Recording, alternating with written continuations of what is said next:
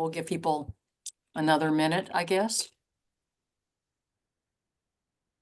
Yes, for sure. I hope Yep. Ted will be here to do his treasurer's report. If not, Karen, will we just skip over that for the consent agenda? Wait a minute, what are we skipping over? If Ted doesn't show up in the next minute or two? Right. And the minutes will reflect that we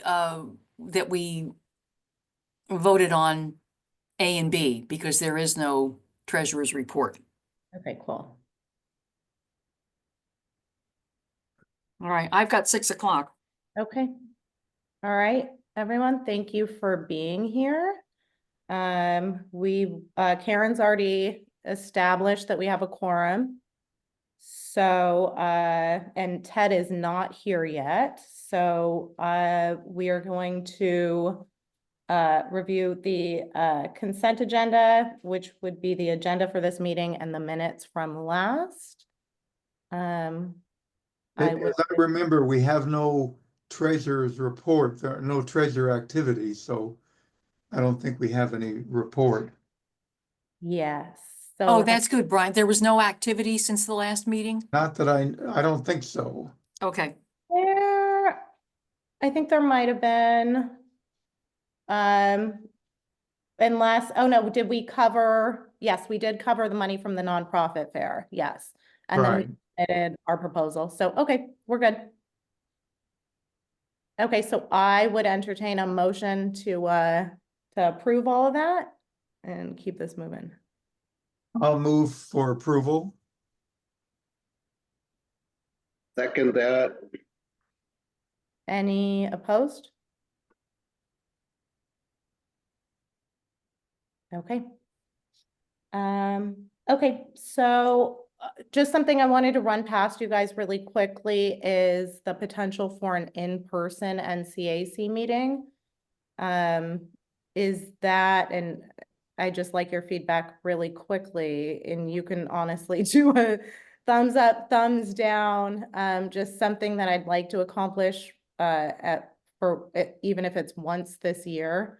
I got a lot of feedback at the nonprofit fair that that's something that people are missing and a bit of a deterrent to either joining the council and or attending consistently over Zoom. So any feedback, comments, I'm open.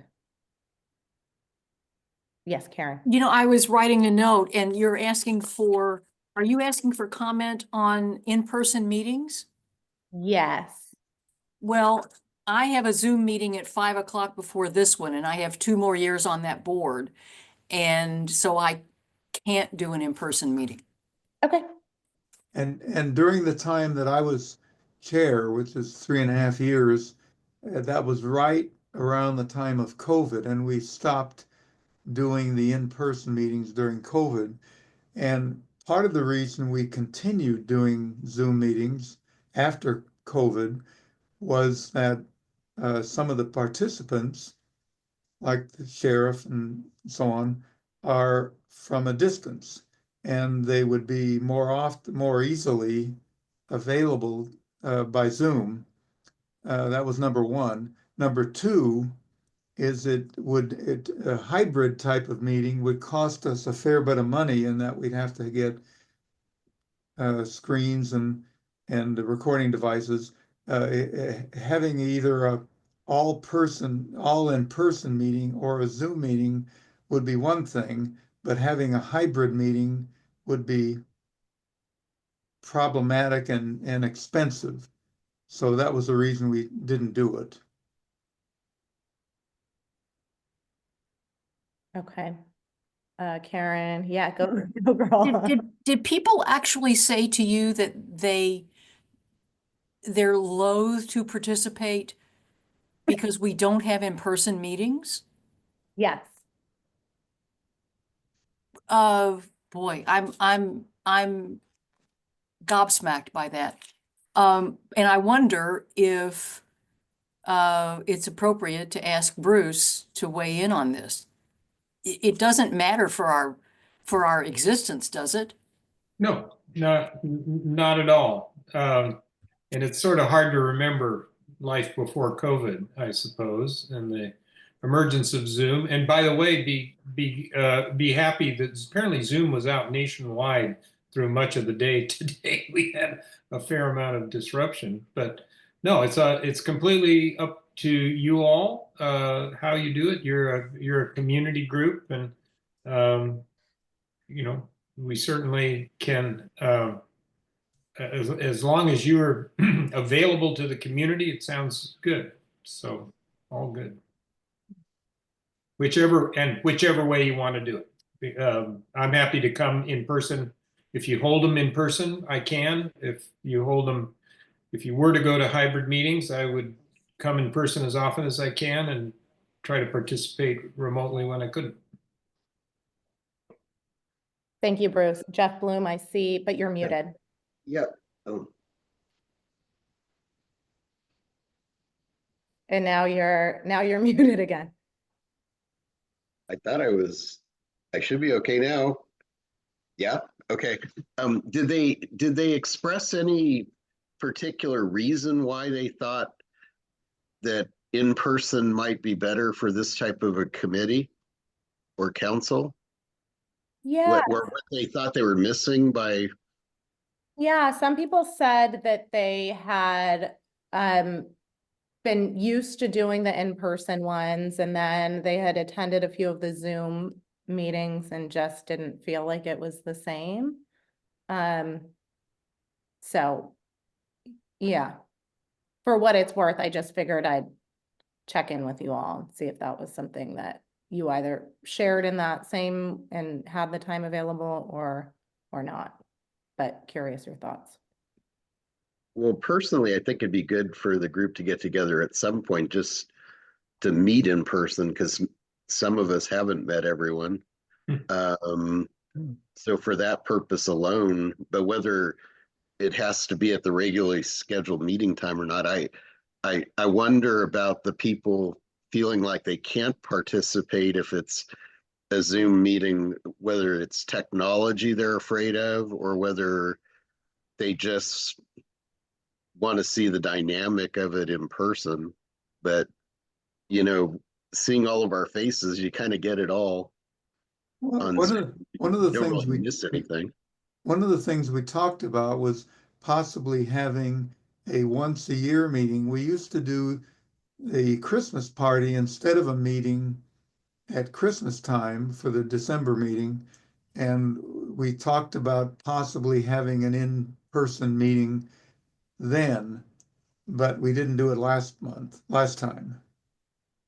So that's something we could consider once a year anyway. Okay, and Ted, I see that your hand's up.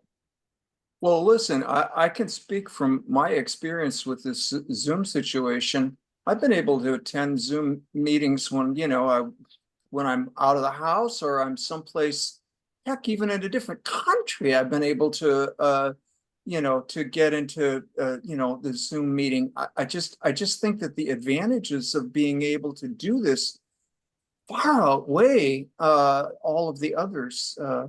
So yeah, I mean, I think it'd be great to have a Christmas party, but I have to say, I really think that this format is a vast improvement. So I don't know. That's all. Okay, I appreciate it. Yeah, well, if anybody has any thoughts that you haven't shared, just email me and we can go from there. Don't want to take up too much time. All right, cool. Well, let's see. Are we ready to open this up for public comment? All right, let me see. And let me know, like I said, if we're missing any hands here. Anyone, public comment? Well, before you do that, do we have a delegate election? I don't think we do we? No, and I'm reviewing some of our bylaws with our dear Blake. So we will hopefully have that, if not next month, then the month after. Okay, cool. So, all right, moving on to county and local agency reports. We have Commander Abbas here, and actually, Darren, there you are. Do you want to introduce yourself? Because I feel like everybody met Commander Abbas a few months ago, so if you want to go ahead, then that'd be great. Hi, thanks, Christina, for having me. Can you guys hear me okay? Yes. Great. Yeah, thanks for having me. Those that have not met me, I have done some introductory meetings at the evacuation preparedness meetings that occurred. I attended nearly all of those. And I've met some community members through various events going on. The traffic safety walks that SlowCog has put together. I was able to meet some folks there, and I think that's how I met I forgot his last name, but Kermit was on one of those walks, and he was able to link me up with this meeting, as I believe how we got connected. Those that don't know me, though, I am the new commander for Templeton CHP. I took over the command from Lieutenant Chandler Stewart, who retired in November. I live locally. I've been in Morro Bay as a resident since 2002. I've been with the Highway Patrol for about 26 years. My last assignment, just for some perspective, is I was working for our division chiefs in San Luis Obispo over the past year. But I have worked locally off and on for most of my career here in the county. So I do have some perspective of things that are going on. As far as your community, if I can give you a balanced perspective so you know where my reports are coming from. The Templeton CHP has a command of approximately 25 officers, and that's actually a very impressive staffing. We've never been this staffed in years. The command has new officers reporting from the academy. That hasn't happened in over 20 years. So this is all based off aggressive recruiting that's been going on throughout the state with the Highway Patrol, and that offers us the benefit of increased staffing. That's relevant, though, because what I am able to do is through my vision as the new commander and how it affects your community is that I am really trying to evaluate and assess how our resources are deployed to each community that we cover. It's a large area, though, just like the sheriffs on the coast station. We are based in Templeton. That means my jurisdiction covers from the county line to the north on US 101 down to Highway 58. From Highway 46 and 41 respectively to the east, which is Kern and I believe Kings County out there on the east side. And then west all the way through 46 to Highway 1. Highway 1 from the county line to the north, north of San Simeon and Ragged Point down to Harmony, the town of Harmony, where we border with San Luis Obispo CHP. So very large area, and we staff that with between 4 and 7 officers per day. At night, we're down to one patrol car, that's 2 officers staffed. I'm looking to increase that to 2 officers or 2 patrol cars after 10 p.m. And I'm really trying to commit 1 CHP officer to the Cambria region on every shift except after 10 p.m. That would be mostly response only. But from 5:30 in the morning until approximately 5:30 at night, I'm hoping you'll see a CHP officer in your community, literally along Main Street regularly. I've had some direction I've given to the staff there to make a known presence for a CHP officer, which of course really helps with traffic and public safety when that does occur. With that background and foundation, let me give you some information on some current statistics that I have gathered for tonight's meeting. And I will try to do this regularly. I don't know if you heard from Lieutenant Stewart, my predecessor at previous meetings. He probably did something similar, if so. But I will try to gather data that's respective to the Cambria region every time I show up to a meeting, whether that's virtually or in person. And I did mention in the chat that I'm happy to attend in person should those ever occur. Christine, I'm reading off of the chart that I gave you. Are you able to present that? Is that something you want to do for me? Yeah, absolutely. Give me 1 second here. Let me share my screen. Can you see my screen? I see you in the attendees, but not the information. Perfect. Yeah, you should see. Do you see it? No, but I know what it is. So if you just want to have it in your information, though, to share with your chairpersons, and for the record, but I can read from my material here just to explain what I have. Okay, but you're not seeing this document on the screen? No, but let me see if I can go to another format here. No, it's just the council, just the members here. Okay, I'll work on it while you go. Christina, do you have your screen shared? Yeah, I do. So let me And- figure out why it's just showing you guys. Okay. Darren, if you want to start going through it and let me troubleshoot. Okay, so what this is these are statistics that I had obtained. This is for the first quarter of 2025 in comparison with 2024. There you go. The coding on here is just respective to the Cambria region. HW is indicative of the highways, so any county roads in the region. And then, I'm sorry, HW is for the highway, SR1, Highway 1, Highway 46. And then CR is for county roads. That would be everything off those state routes. And for that period of time, there were a total of 17 crashes that were investigated. 13 were simply property damage only. 4 had injuries and 3 were DUI related. Enforcement contacts, as we go down yellow, 35 decreased from 2024. We have some reasons for those. Merely the staffing was reduced, and significantly we were down quite a bit, down to about 17 officers assigned to the command. As I said, we're up to 25 now. I have 22 officers that are deployed for road patrol. That is a huge increase for us. So I'm hoping each quarter these numbers increase significantly. Of course, the recipients of those enforcement contacts probably aren't as happy, but for us, that means our officers are out there doing the job. Total citations issued, all of course are on the highway. Doesn't look like any were done on any of the county roads.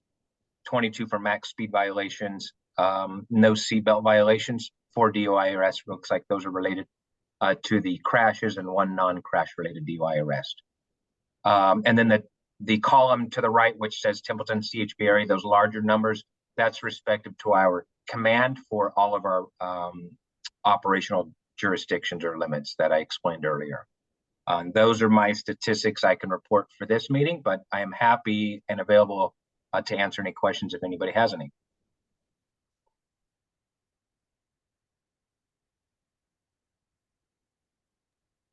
Okay, Christina, no questions? Commander, I'm sorry, I couldn't get the unmute button. I have a question for you.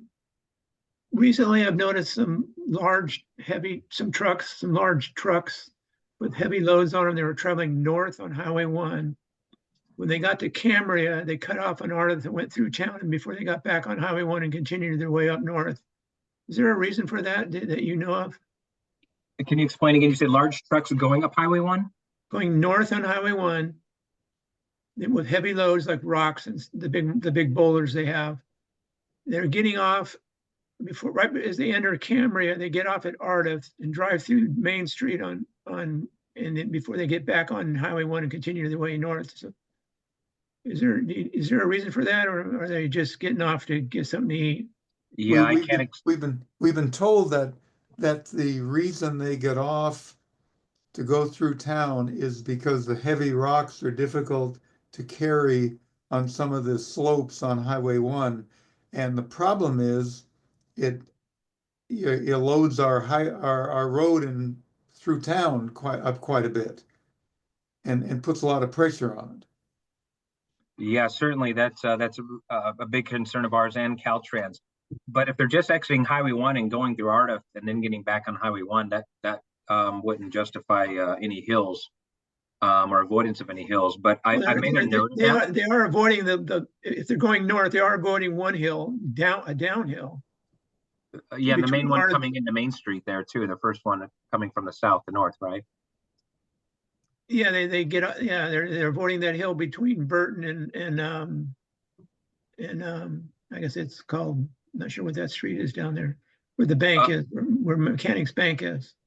Okay, so I Anyway, made a Paul. note of that, and one of the commercial officers from Coastal Division's jurisdiction is based out of my office, so I'll have a discussion with them and bring that to their attention, and they will certainly make a presence out there to curtail that. They have direct Well, routes. yeah, I thought there must have been a reason for it, is the reason I was bringing it up. They're trying to No. avoid something. I don't have a specific answer, but you're right, it does cause significant damage to the roads if that's a regular thing they're doing. Okay, thank you. Yes, Are sir. we sure they're not going through there to go to because if you get off on Main, you can go out to the quarry. They're not picking anything up out of the quarry and then headed back out, are they?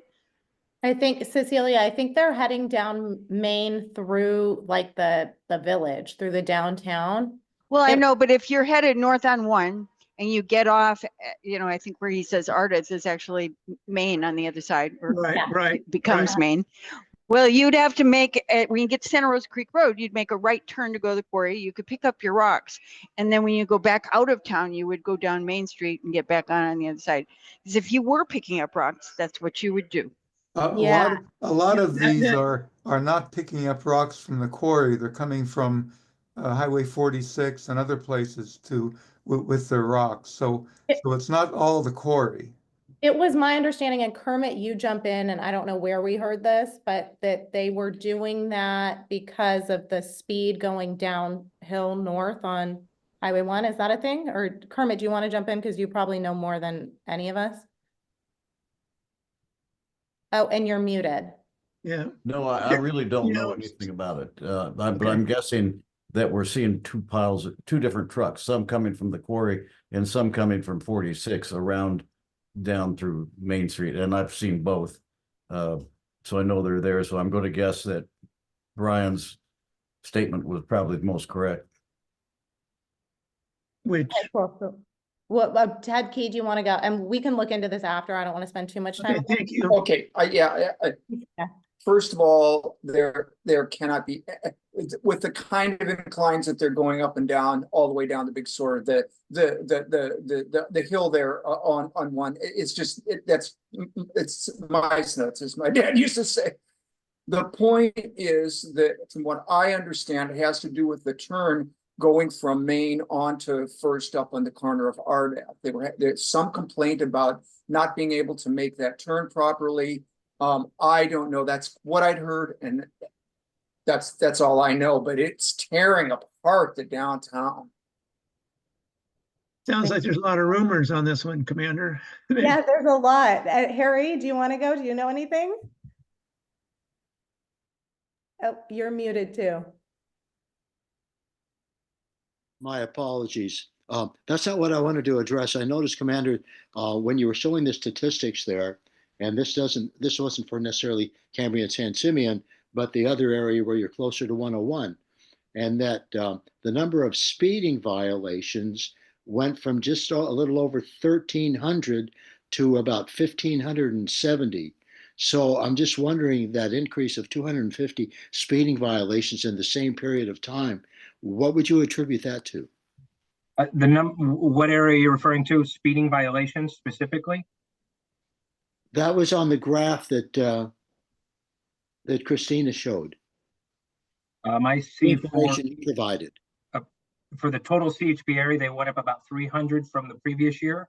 And for the Cambria region, citations went down. There was a few, almost more than half. I was referring to Max speed. I was referring to those two numbers where I believe one of them was 1,300, and there you are. I see them. So here you are in 2024, 1,311, and then here in 2025, 1,578. So that's a considerable change, probably not for the better. Is there anything that you can attribute that to? More people speeding? Yes, I can, Mr. Freeman. What I believe is that I have and the department have both implemented special enforcement or saturation enforcement days where all officers, either they're in the command or within the region, have been deployed to attack various violations. The ones that I've implemented have been specific to speeding violations along the Highway 46 east, so east of 101. and Highway 101 from Atascadero to Highway 58.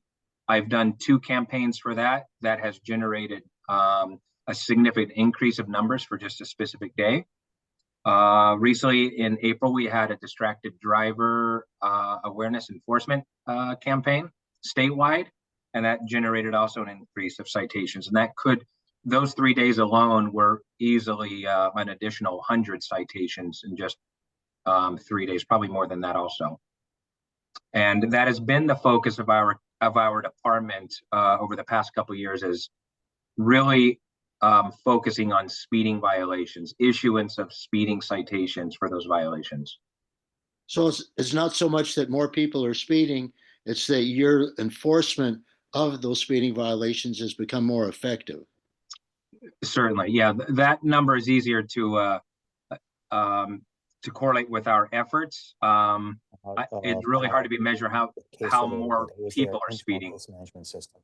So Thank you. the fact that Thank you very much. Yes, sir.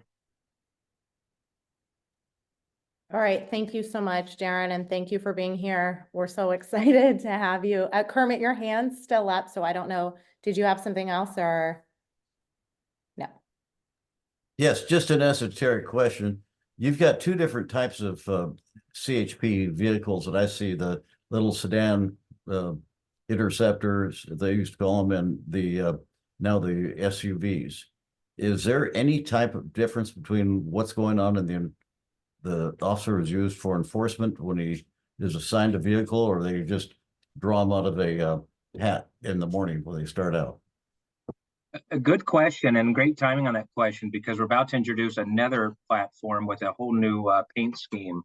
The traditional black and white paint scheme is what the Highway Patrol's always had.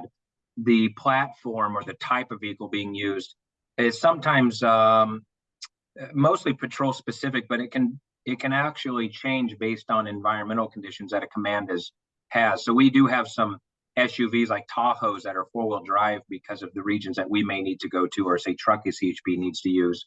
You wouldn't see those in, say, San Jose area or Los Angeles for the most part. There is an all-white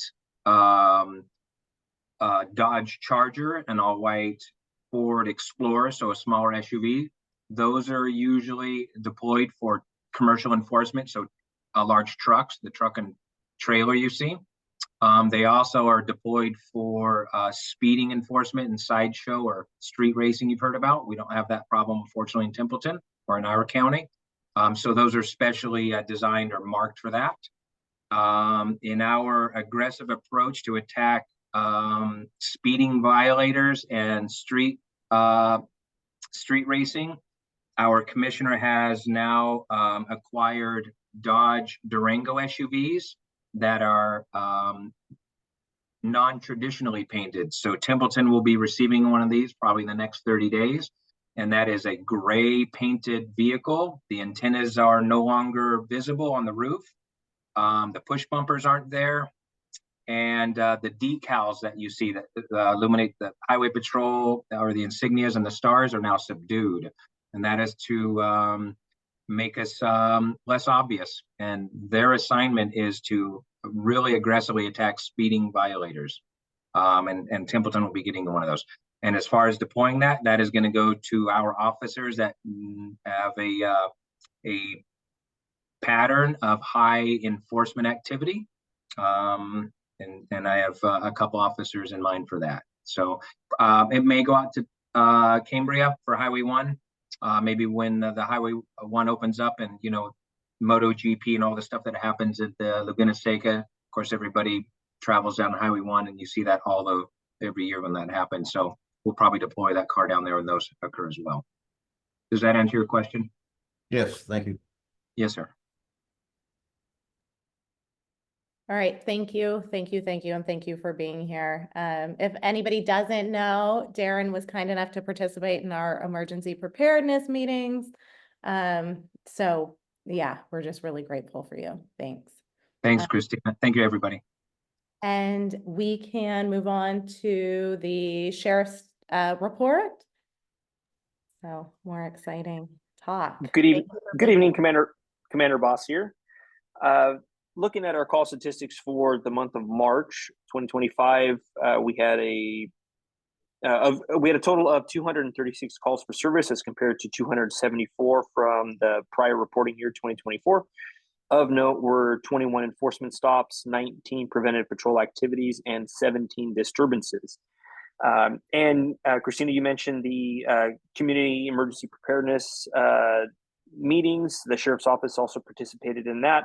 One of the things that we wanted to present during those meetings and did was the program that's run through the sheriff's office, specifically tasked to the search and rescue team. It was the Project Lifesaver program. For those that are not familiar with Project Lifesaver, when somebody signs up for that, it allows the sheriff's office to issue a bracelet to somebody that might be in cognitive decline. And should that person go missing, Sheriff's Search and Rescue can activate that bracelet, allowing for prompt response and hopefully prompt and safe recovery of that missing person experiencing that decline. The reason we wanted to highlight that during the emergency preparedness meetings was the fact that one of the triggers for people experiencing cognitive decline is acute emergency. So something like, a fire or an earthquake, some sort of traumatic chronic incident or some traumatic acute incident can trigger memory lapses and cause those people to wander off and in need of immediate law enforcement assistance. So again, we wanted to highlight that program as an option for the folks in the North Coast Community Service District area. The North Coast Advisory Council area as an option for members of the community that might be experiencing cognitive decline in their families. And that is what I have, unless anybody else has anything for me. Let's see, I don't see any hands, but thank you for bringing that back up. And if there's people from multiple organizations here, so if there's any additional information, I'm more than happy to share it. I'm sure the CCSD is more than happy to share it. And yeah, thank you guys for being there. I mean, it's really amazing what you guys are doing. So thank you. And it sounds like it was a well-attended event. Unfortunately, I wasn't able to make it. And I actually do have a phone number for the program for the sheriff's office. If somebody has a family member that they feel might be eligible for that program, it is 805-781-4616. Again, that's 805-781-4616. The project coordinator for the sheriff's office search and rescue team is Lisa Marie Donahue. She is her day job is as a clerk in our detective division. She's also a volunteer with the Sheriff Search and Rescue Program and the department coordinator for the Project Lifesaver program. all right, awesome. Well, we will definitely post it on our site, and I'm sure other people will as well. So thank you again for being here. Sounds great. Thank you. All right, and Bruce, I'm going to hand it over to you while I finish writing down these notes. Okay, thank you, Madam Chair. Pleasure to be with you as always. Just a couple of things. One of them is our Parks Department is going to hold a workshop for the community at Shamel Park to talk about the playground replacement. They're going to be going out to bid in the not too distant future. Construction probably late summer to early fall. And they want to get feedback on the redo of the playground. That workshop's going to be Saturday, May 3rd from 10 to noon at Shamel Park. So those interested would be certainly welcome there. Blake and I have been working on questions that have been brought up from the community about the ability to remove trees that are deemed a fire threat. As you probably know, there is a whole tree removal process. In normal circumstances, an arborist has to determine that the tree is diseased beyond a reasonable doubt. And once that's determined, then the removal can occur. The cost of the arborist's opinion is baked into something like a $600 tree removal fee. The question came from those interested in fire safety. What what if the fire department felt that there was a fire hazard? I know that the CSD is working on their fire safety plan. And so we think it's perfectly reasonable that if a fire professional, be it CDF or your local fire chief, determines that a tree is a fire hazard and should be removed, we could substitute that determination for the arborists. Since that determination's made outside the permit fee, we're looking into how much we can reduce the $600 fee, and that's in process right now. But again, if a fire professional determines a fire threat to a particular tree and that it should come out, we're happy to work. But I would imagine by your next meeting, we might have a little more information about where that's going. The other thing Blake was asking me to remind you is that Advisory Council orientation and training occurs day after tomorrow, Friday the 18th, down at the San Luis Obispo Library in their community room. Great chance for council members, new and experienced, to get refreshed on mostly land use things and make some connections with other advisory councils. And we're hoping that we have a great turnout there. Other than that, in the Board of Supervisors, we're headed up toward a very challenging budget discussion. We should have a recommended budget in place or out in a public hearing in May. I think it's the third week of May, but I'm not completely sure. But that leads up to budget hearings in the second week of June. So that's going to be challenging. We've got probably $35 million worth of gap that we need to close by reducing expenses. And that's going to be tougher than normal exercise this year. And then finally, I continue my work with our state association and national associations of counties. Headed to Sacramento next week for our legislative conference, do some lobbying on a variety of things. And then in July, I will be off to Philadelphia to attend the National Association. So similar there. And of course, a lot of concerning stuff happening at the national level. We're not seeing so many direct impacts to the county just yet, but we know that there's such huge uncertainty that we're getting ready to batten down the hatches. It's gonna be a bumpy ride. So with that, that's my report. Happy to take your questions. Okay. Well, you got a Kermit with a finger. Is that? Right. I can never find my little hand raised. We have I invited. I noticed that there's no one from the county other than you, and I don't know if the planning person Dane Mueller is going to show up or not to represent the county. But we had a bunch of discussion points that we wanted to go over about the setbacks alongside the roads in the general area concerning accommodating parking, just mass parking along roads. We think we're doing a little bit with the county on what they're allowing to happen in their right of way, and I think we need a lot of it for parking as well as pedestrian access, whether the pedestrian walks on the road or battles with the car for space on the road, because some of these roads, they can't park off road, and they park on the road, and then both sides are crowded. You've got one vehicle that can pass in the middle as well as all the pedestrians. So, and then we have a few disputes lately. We've had a few disputes and questions over the right-of-way issues.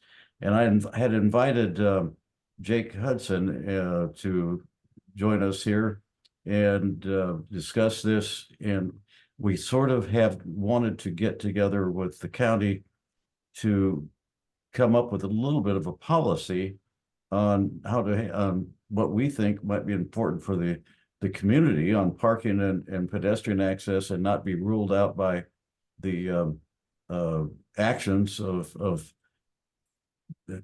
construction allowance and vegetation, and covering this area entirely, as well as owners paving their whole area in front and occupying the total spaces. So I guess I'm since we didn't get anyone and didn't get any, and I talked to him and he never notified me one way or the other.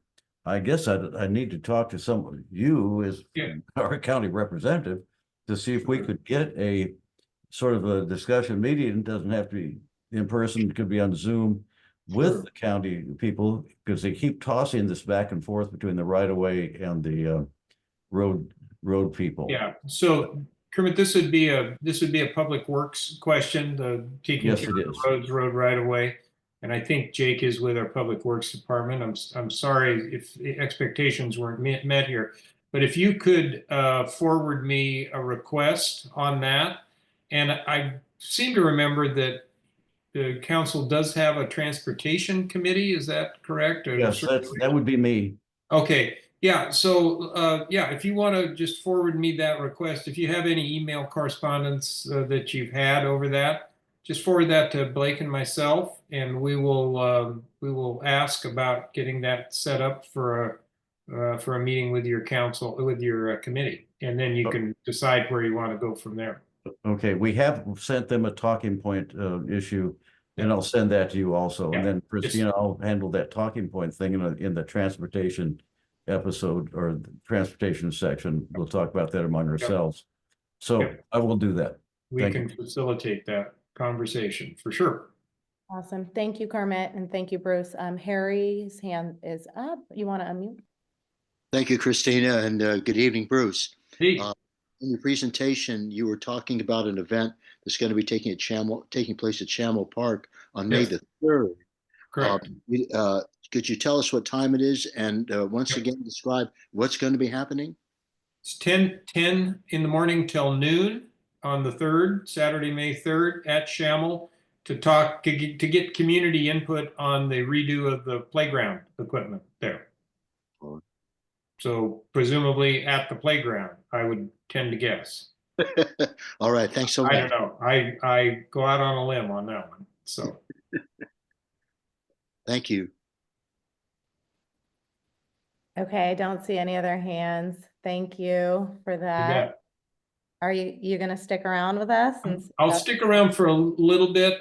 I do have an early morning tomorrow and a little prep to do, so I'll hang with you for a bit here, but we'll fade away into the evening at some point, not too distant. All right. Well, nice to see you. Thank Thanks. you for being here. Likewise. We'll see you, Christine. All right, Jeff, it looks like, and Kermit, correct me if I'm wrong, but I don't see John here either to talk about. That is right. Yeah, and I'll try to contact him and get him set up for next thing. I think he just forgot it. And I should have sent him a note today, making sure he was going to be here or his representative. So I'm sure it was just an overlook. No problem. He's out of town, whatever. Excited to keep moving through this, especially Jeff Kwasny. There you are. All right. Do you want to lead us through what you have going on for? I can, but I want to warn Bruce Gibson that we're going to be talking about a project that the North Coast Advisory Council may be appealing in front of the county supervisors meeting in June. So if you want to listen in, that's fine, but it's up to you. Well, actually, Jeff, if that does get appealed, I'll of course get the full staff report. And it has been appealed and it's on the agenda for June 3rd. Oh, it's on the agenda it has been appealed? Yes, and it's on your supervisor's agenda. Okay, so I'm not sure when you're discussing, like I say, I'm probably going to hang in for maybe 10 more minutes. We'll see. But know that heading into the 3rd, I'll get the full staff report. I'll certainly read that, and we'll be ready to consider what's going on. Okay. So I just wanted to give you a heads up. Sure. Thanks. Appreciate it. Spoiler alert, Jeff's about to lead us into that. All right, go ahead, Jeff, and let me know when you want me to share screen. Okay, well, I'm going to talk about a project that the the land use committee's been following for like 1 year now. It's a house, it's a property owned by a couple named Piers Bizlowski, and it's a 1-bedroom house on Sherwood Drive on the bluff overlooking the ocean. And their proposal is to tear down the house. Excuse me. Oh, great.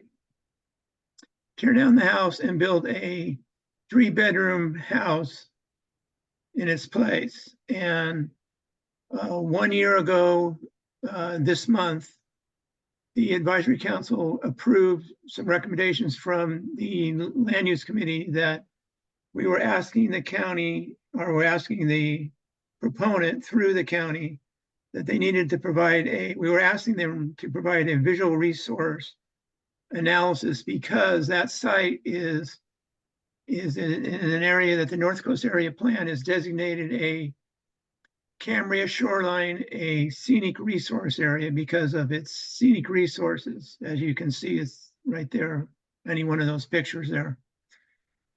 And so we made some recommendations based on land use policy that says that they should be building a place, anything they build there should be designed in considering that the special designation of that, of those special sensitive resource area, which includes the shoreline, as you see there, the kelp beds, the rocks, and it includes the visual resources too. So we asked them to do that in April of 2024.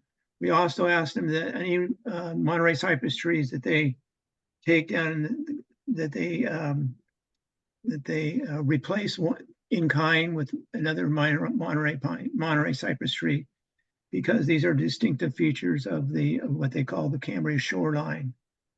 So we made those recommendations, and then in November of last year, the county planning department reviewed our recommendations and denied them. They claimed that the new building is in compliance with the building standards for single-family residences in Cambria. Now, a single-family residences category for Cambria could be anywhere in Cambria, almost anywhere in Cambria, so whether it's on the coast or it's up on Happy Hill. They all have to meet these same single-family residence building standards. And so they felt that they were in compliance with those standards, and we felt, well, there's no link from those standards to an area that's in a special designation. So we disagreed with their findings, and they told us, well, we had 10 working days to file an appeal to the county supervisors, and we did that. And so in January of this year at the advisory council meeting, I made a presentation and let everyone know that what I just told you. We gave everybody an update. The planning department rejected our recommendations, and we filed an appeal, and everybody seemed to be okay with it at the time. So I have a new update, which happened on March 26th, just last month, just a few weeks ago. Myself and Christina Galloway met with the county planner who's in charge of the project, and the architect agent for the owners of the property, and they made some concessions to us. And they asked us if they made these concessions, would we drop our appeal? So the concessions were twofold. One of them was, Christina already knows what I'm going to say. He's got her little pointer there. Those are that little black area there, and it's the same thing on the other side. Those are 2.5 foot wide wing walls that add privacy to the deck on the ocean side of the house. What that view there is standing on Sherwood Drive, looking towards the ocean. Now you can't see the ocean anymore. The house blocks the view. So they have those wing walls on each side there that they said they would eliminate them, thus giving us back some of the existing ocean view. They also said that they would move the house 1 feet to the north, which would decrease the setback on the north side of the house, which is where the pointer is, from 6 feet to 5 feet, which is the legal minimum. And then on the south side of the house, that would create a setback of 7 feet. So they're opening it, they're trying to open it up a little bit to give us a little bit back of the view that they're blocking. And so they said they would do that if we dropped our appeal. So we're at a point now. I just want to bring this back. Christina and I and the Land Use Committee want to bring this back to the council just to give you the latest update and to sort of bring it open to discussion, let anybody weigh in on this and make sure everyone knows what we're doing. We're still on the agenda for June 3rd for an appeal in front of the county supervisors that we still feel that they need to do an analysis to display how much of that view is being blocked and how their design is trying to save as much of that view as possible, or practical, I guess I should say. So that's where we're at now. And so does anybody have any questions, concerns about that? Is everyone okay with that? Comments? I see Jeff Bloom's got his hand up. Yes, Jeff and Harry, and thank you so much, Jeff Kwasny, for walking us through that. Jeff Bloom, give me 1 second. Harry's hand was up first. Sure. You want to unmute Harry? Thank you, Christine, and thank you, Jeff, for letting me go ahead of you, although I would have allowed you to speak first. My main concern, first off, I don't want to be like really critical, but the sacrifice they're making, so there's a little bit more of a view when they've already removed basically the entire view, it's not much of a sacrifice on their part. With regard to, especially since the house that they're building is about 2.5 times bigger than what was there. What really troubles me, and I attended the meeting when the architect was doing the presentation, and we see those cypress trees there that are really something special with regard to Cambria or anywhere that they may be. So there was one to the left that's a little smaller, the large one to the right. Well, there's 3 of them on the right. They're going to cut them all down, and then they're going to plant one small, like 1 gallon cypress tree, maybe a 5 gallon cypress tree in the front yard. And that's it. And to me, it's like, I hesitate to say this that is moving to Cambria, but that's how I feel. And I feel this, like I said, I'm just going to use that word, that they're moving here and they feel like they can do anything that they want to do, including removing the view that existed before for people walking by and cutting down trees that have real value to the essential ambience of Cambria. That's how I feel. Thank you. And thank you, Harry. I just want to make one little correction. Yes. Thank you, Harry. Essentially, we kind of feel the same way, but they are going to replace each tree that they cut down. So it's each tree they cut down, they need to replace it with another one. So it's not just one tree that they're going to replace. But you're right, there are going to be small ones. And Yeah. These trees, those cypress trees there must be 80 to 100 years old. And also, one last correction, they're not moving here. It's a licensed vacation rental. So Yeah. I just want us all to be clear about. I didn't want to mention that, but that's even like more bleeping aggravating. So, and Harry, I love you and your love for trees. So thank you. And thanks, Jeff, for clarifying, because it's important that everybody has the facts. Jeff Kwasny. And then Jeff Bloom, do you want to go? Sure. So I agree with Harry. I think it's a minimal concession that they're making. The trees, there won't be room for them with the new house. So they're going to get stuck in a weird spot, probably in front of the house, or I don't know, behind it, where it won't have the same impact it has today on the coastal view. But wasn't this the house where the staff, we thought, was ignoring what is considered a view of the coastal area? Scenic resource, yeah. Or scenic resource. It's designated a sensitive resource area. Yeah, but they're ignoring that. They're interpreting it that if it's not on the street on Windsor, as I recall, then it's not impacted, which is, to me, a totally illogical interpretation of a scenic corridor. A scenic corridor is everything you can see from a corridor, not houses or lots specifically on it. And thinking back to the language of the area plan, and it couldn't be clearer. And I think if we just concede it with this little simple change, then we blow right by the concern about how these scenic corridors are implemented in the future. And it's why they would argue that it meets the single family dwelling standards of the code.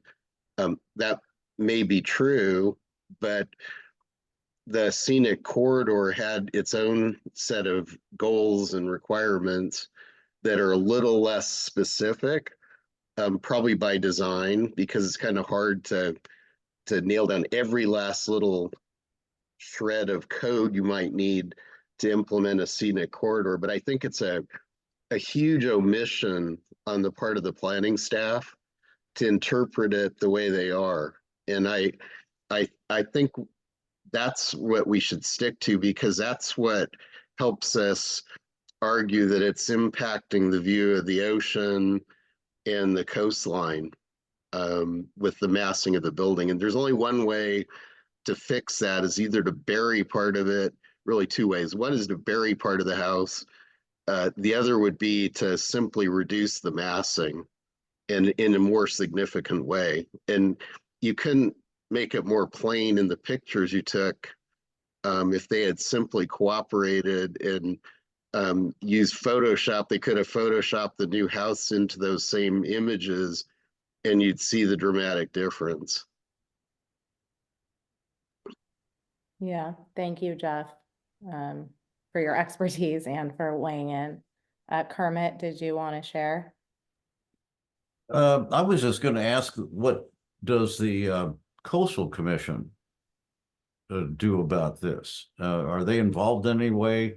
And, you know, if it is a scenic corridor, you know, I can't build a deck on my house, or couldn't now because of their regulations, but yet everyone else can build a house right on the thing. So the question is, are they looking at this, or can we elevate this to their court? Two things. Technically, it's not a scenic corridor. It's a scenic, it's a Camarillo shoreline scenic special resource area because of its scenic qualities. The reason I'm making that distinction, because there is another part of town where they, up there north of there, where they do call it a scenic corridor. So this isn't a scenic corridor, but it's similar. Okay. Well, just to clarify though, Jeff Kwasny is saying that because in our meeting, we were told that Windsor is only a north-south scenic corridor, which I would argue is not actually true. But I think okay. Part of why you're saying that. Okay, I just wanted, that was minor, but to answer Kermit's question, the way we wrote the appeal, that if we don't like what the county supervisor's final decision is, it's ready to go to the next step is the Coastal Commission. They aren't involved yet. They wait. You spend years there. They wait until it goes through the sequence of events, the procedures that the county has set up, which is to go through the county planning department first, and then it goes through the Board of Supervisors, and then it can go to the Coastal Commission. Yeah, I guess, you know, I haven't looked at the whole area, but it seems to me that all the houses along the coast there almost have this character of, you know, major fill on the scenic area from Windsor Road, or the one that's whatever that road is further to the coast, that it is the coastline is getting blocked in, and the unless someone kind of pays attention to that, this is just like the rest of what we do here. All of a sudden we're in after 20 things have passed and you're on the 21st and possibly last lot they have to develop there. We're asking that question. Well, what they're all thinking, well, it's not fair to this guy to take the brunt of the whole thing that they should have started with on the first house. Yeah, but we I did would say account. we should probably stick to our guns on this issue. That's my last comment. We did account along Sherwood, the entire length of Sherwood Drive, and majority of the houses have sort of a low profile design. This one does not. So, I mean, to answer your question about how compared to the other building, seems like a lot of the houses along that street did take that in consideration. Well, I They guess keep the a low biggest thing is profile on this one's not. if the previous house had X number of square feet, it was quite small, like 1,200 feet or 900, something like that. Yeah. The size of the replacement is quite outlandish in comparison to the original. And that one was a historic site. It didn't block the area. I would say it's oversized. I think the house design sucks, but the size is also overwhelming. But we're just sticking to the facts here at the NCAC. They've maximized the square footage that they're allowed under the building standards. They're right up to it. But thank you, Kermit. And I think, Jeff, and I don't want to speak for you, but I think we agree in that the concern is that the more you allow certain things, then the more that becomes the standard, and then something actually is consistent with what's on the block, because nobody ever tried to make adjustments to make it more in keeping with the goals or the intention of the area plan. We just wanted to make sure, both Christina and I wanted to make sure that the council was aware of what we're up to and what we're doing, and that it sounds like you support what we're doing and would prefer us to stick with it.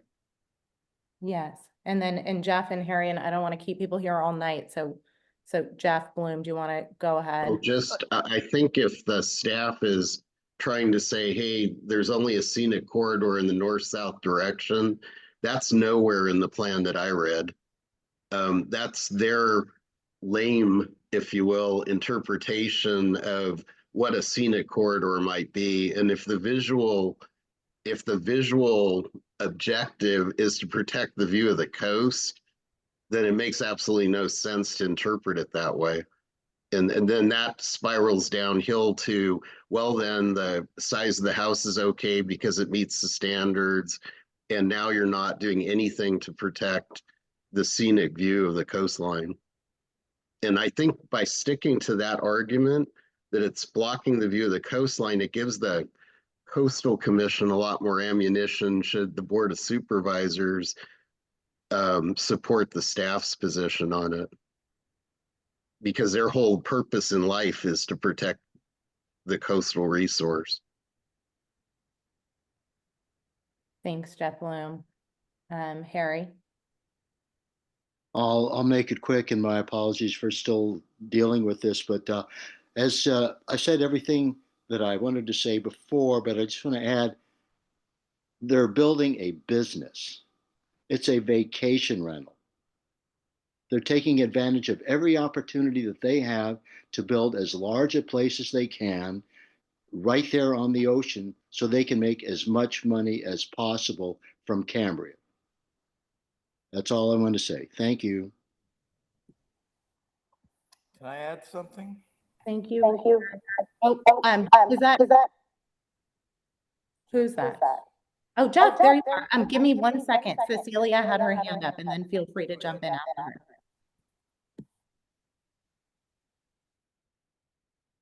You're muted. Sorry, I usually don't fall in line with all of the land use decisions here, but I gotta tell you, I am strongly supportive of what you're doing. I just cannot fathom that somebody would buy that property and think that they could build something that ugly. You're so nice, Christine. It's like, no, we're not making value judgment. I mean, but it is ugly. And if they want community feedback, they just came in here, designed something super ugly. And that I think that should be our community's feedback, is that's just, we don't want it. Sorry. That Well, was not a like I said- rational basis for making a land use argument. So you guys do what you have to do, but that's one ugly thing they went. And that thing was so cool that was there before. It's like, that's community feedback. Okay, I think I heard what I needed to hear. How about you, Christina? Thank you. I did. Still have comments though, and then we'll, I don't know, do we need to, I would entertain a vote, just that everybody's happy we're moving forward, and Jeff, please go. You know, the saddest part about this whole thing is that the Perspislawski is tearing down a building, and of the 44 properties along the Marine Terrace there, you know, maybe 30 were grandfathered in with the old bluff setback, which is only like 5 feet or something. 10 feet is crazy. Because, you know, you're destroying that building, you immediately reduce the envelope size that's available for the maximum gross structural area, which, you know, you're going to build. And that's the reason that the building is so large and out of proportion with everything along the bluff. The 30 other properties that have had, you know, little shacks close to the building almost falling down have been saved because the owners realized that having an asset that close to the bluff with a maximum view is a huge advantage. This applicant, you know, doesn't appreciate what he has. And he's kind of missing the boat, unfortunately. So he's the first one that is literally tearing down, you know, a structure that's so close to the ocean that it has a spectacular view. And so he's kind of shooting himself in the foot, or, you know, cutting his nose off to spite his face. And it's, the saddest part is it's bad for him. It's bad for the community. It results in, you know, a building that is out of proportion with the neighborhood as a direct result of the building being demolished. There are lots of ways to, you know, if you look at the building immediately to the south, part of it's 1 story, part of it's 2 story, and all of that is a result of utilizing the old grandfathered bluff setback with everything else, which gives you a proportionate development along the coast, which allows views to go through. You know, people can see over that 1st story and see a lot more. So it's unfortunate that the owner is making this mistake, and it's you know, I think it's worth pursuing the appeal, basically. Okay. One as a caution is Jeff Lentz, will you mute your microphone really quick, because I'm getting echo feedback. And then was somebody else talking? yeah, I was going to just briefly, Christine, I agree with Jeff's assessment of why they might be doing it. The one thing to watch out for, I think, in the discussion at any hearing is any notion that they argue that somehow by not letting them build the bigger house and tear down the old one, that we're taking the property from them. And that's not the case. This is a discretionary choice the county gets to make whether to approve this or not. And it's about the highest economic value, not in economic value. So if they had to spend a lot of money to fix the existing house, well, so be it. That was the risk they took when they bought this. They're not entitled to maximizing the value. and still then argue that somehow by all of us objecting to it or the county supervisors objecting to it, that there's a taking of the property. They're just not, they're guaranteed an economic use, not the highest economic use. So, you know, hopefully nobody falls into that trap that, oh, you're taking our property if you don't let us build this. Well, no, we're not. We're saying that, you know, fixing it, even though it might seem cost prohibitive, is better than nothing at all, or something that is scaled back to fit the preservation of the coastline is an economic use also, not the largest, biggest house you can build. And, you know, it's shades of Malibu before the fires, where there no longer would be a view of the coastline if everyone on the block did the same thing. Thank you, Jeff Bloom. Mm. All right, and Tina and Brian's next, and then, like I said, if everybody wants to go on a break and get this meeting moving through quick, then let's do that. Tina, go. May I just say something when you have a minute? Oh, yes, of course. Hi, Inez. Yeah, give feedback. I just wanted to thank everyone for dealing with this issue, because as we know, I'm one of the persons that will be very affected, and some of the neighbors. So just want to say thank you very much. I've been here 30 years on this house, and always had that little house in there. So, you know, it's heartbreaking seeing it go. Thank you. Thank you. Thank you.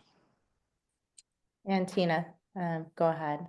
Just very briefly, as a member of the community, I certainly support those that have spoken before me, and I just find it shocking, as Harry did, that these beautiful cypress trees are going to be removed totally, and that this can't have a smaller footprint, especially when it's being used as a business. They're not going to be living here. They're going to be making money off of this, and to lose that view, I think it's worth the appeal.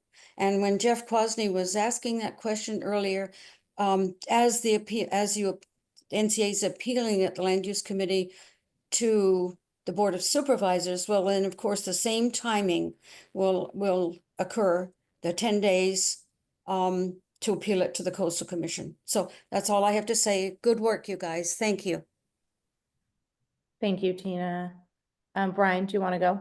I have a comment relative to what Harry said, and it's not part of the appeal, but it has to do with the vacation rental status. This is going from a 1-bedroom place to a 3-bedroom place, and at the site visit, which I attended a while ago, the appellants indicated they have no intention of allowing more than 2 people to use the house at one time as a vacation rental, which, to my mind, if you believe that, you are willing to buy a bridge of some kind.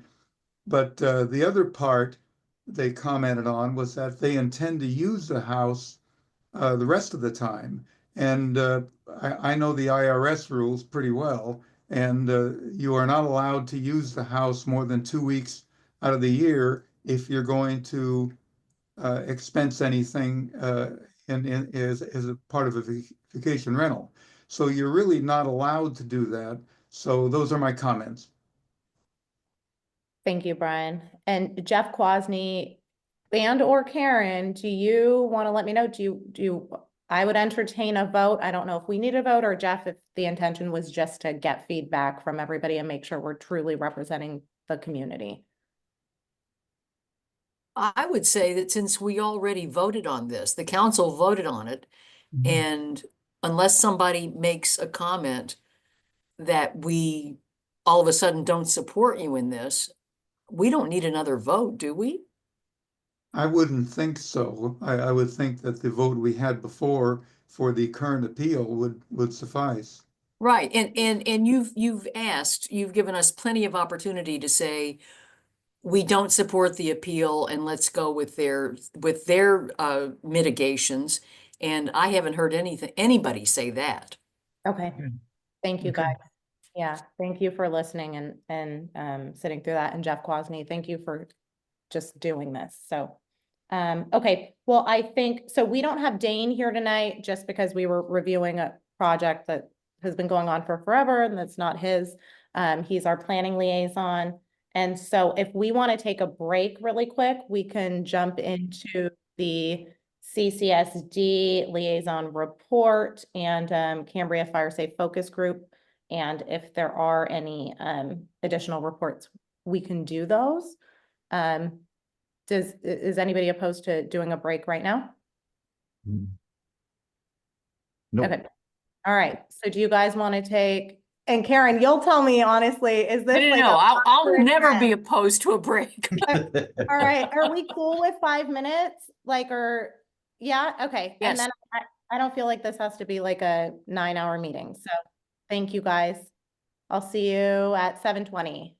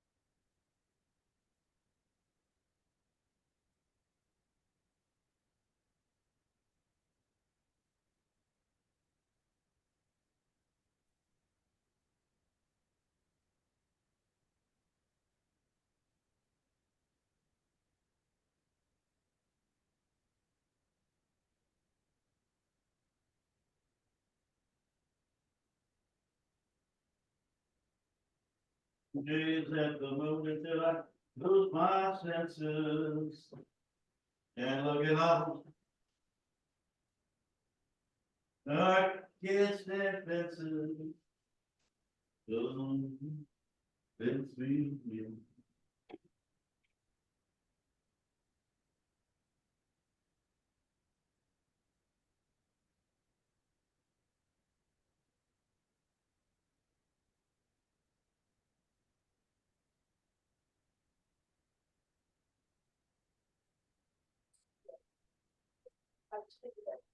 I'm looking forward to seeing what you think.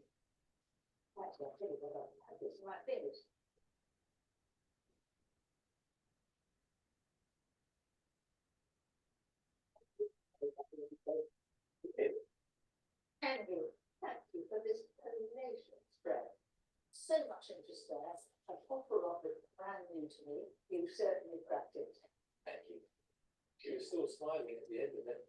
I think she enjoyed it, which was an absolute compliment to me.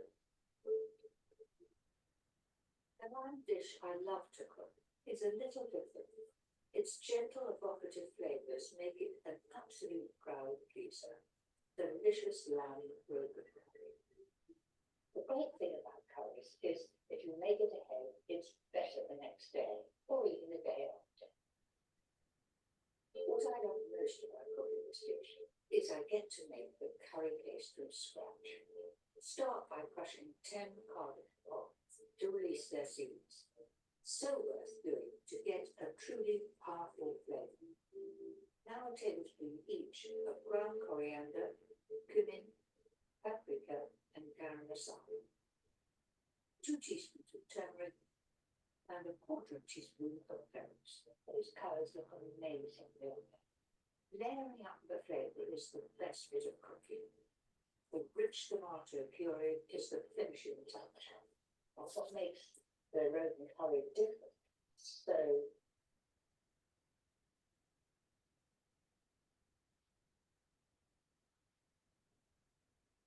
heat some more oil and brown off a kilo of lamb. Use leg of lamb because it's beautifully lean. I'm cooking for a crowd, so it's best to do this in smaller batches. That's a glorious colour and a great base for my pie. Throw 2 onions into the same pan so that they will absorb all the flavours.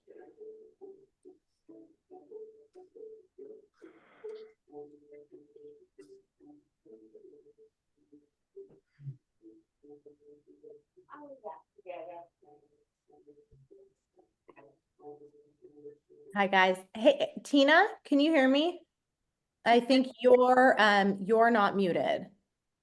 Okay, I think, let's see. perfect. And then is there anybody else? No, but where's Kermit? Oh, there you are. Oh yeah, Kermit, you're not muted either. Let me mute you. Okay, cool. So we're back. I'm sure people will come back in if anybody's not here right now. CCSD liaison report. I see Michael Thomas. Are you gonna lead us through this? Happy to, I'll keep it simple.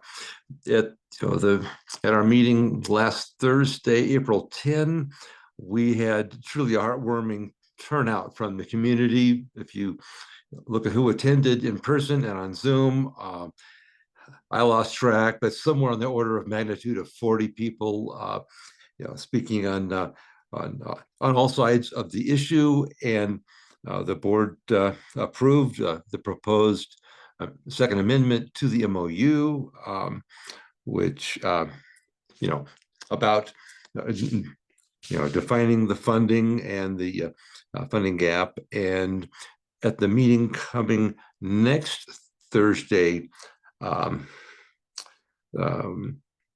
p.m., the board will have a special meeting to 2 p.m. on the 24th to address the funding targets, to discuss the inputs we've received from the general manager and set that funding target. What else? Also, other big moves: the approval of the adoption of the ordinance. I gather the weed abatement ordinance goes into effect, I believe, May 10th. So big step forward. That's all. Anything else in the report? That's all for now. All right, thank you, Michael. Matthew, I know, so Chief Berkey is not here tonight. Matthew, did you have something to share on his behalf, or want to just fill us in on anything? Yeah, I can jump into his fire chief report. I can't remember how in depth he goes with his fire chief report, but give me 1 second. I'll pull that up.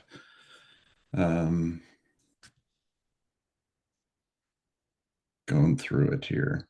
While you're peeking, and zero pressure to have something. I mean, I was just checking with you, so you don't need to fill in as Chief Berkey for the night. But yeah, I feel like he's sent out things to people who have signed up to be community liaisons. Yeah, I'll just jump into, so if anybody's interested in any of the call volume statistics, some of the training that they've been doing, that was presented at the meeting, and he gave some decent statistics for that. I think this is our first meeting since the fire preparedness meetings. Is that correct, Christina? Our first NCAC? Yeah. Okay. So you were a big part of that. teammate in all of this. We had close to 700 people show up for the fire preparedness meetings, and it was probably the biggest turnout we've seen at the Vets Hall for any CCSD event in years. I mean, I've only been here a couple years, but I've been in the community for quite a while, you know, working in the public safety sector. But it was a huge turnout. So there was lots of great questions asked, a lot of community dialogue, and we're building upon that. And so, as you mentioned, the community liaisons, when we talk about different pockets within our community, having different leaders and liaisons within those communities to touch base within those unique neighborhoods to start building that resiliency that the chief and I and yourself have been working on. And so we're moving on with that. We're going to have a meeting with those liaisons and start to build upon this momentum that we do have. But we're super excited about the turnout. We're already starting to plan for our next meetings. You know, we're heading into fire season. We're heading into the weed abatement season. As Director Thomas noted, our new ordinance is going to be in place May 10th, which helps us have a little more teeth and enforcement when it comes to developed parcels. And this may come up a little bit later in terms of my report, but traditionally CAL FIRE, because we are in a state responsibility area, CAL FIRE has managed most of the developed parcel enforcement is in terms of defensible space and things of that nature. With this additional ordinance, it gives the Cambria CSD an ability to get their teeth into that in terms of that enforcement of defensible space. But with CAL FIRE, they issue citations, and if those citations are not dealt with, it gets turned over to the district attorney's office as a citation or a misdemeanor. With the district attorney's office, they're so overwhelmed that a lot of those aren't ever taken up at the district attorney level, so they've gone unenforced. With the CCSD side, now that we've instituted a administrative citation program that can actually fine $100 per day until it is remedied, this enables us to go out, do those inspections, give the warnings, and the fire chief can say, hey, you've got 30 days to remedy this. After that mark, the citation will kick into effect. And now we're talking about actual financial penalties that, if not paid, will go on the tax roll, and it will give a little more. It gives us a little more teeth, so to speak, in terms of that enforcement. So we're excited about that. It's going to be labor intensive, so we're working through how we're going to enforce it. We're going to be putting something on the website in terms of a portal for citizens to report these types of things. So if they have a concern about a property, they can report it to the fire chief, and he can go and inspect it in coordination with CAL FIRE. This will not be the fire chief inspecting all developed parcels within the district. We just don't have the staffing for that, but it'll be on an as needed basis, as reported basis. But for now, they can contact the fire chief and give those different addresses, and the chief will go out and inspect them along with the crews. And with that, that's most of the updates I have for the fire chief. Okay, cool. Thank you so much. And I definitely threw you off because I thought that you were going to give Michael Thomas's report and the whole thing. So I felt like you had already done yours, and that's why I hurried you into the fire chief report. That's all right. I see that Brian and Kermit have their hands up, and just to remind you guys, Matthew's not the fire chief. So any questions you have may or may not be answered. Go ahead, Brian.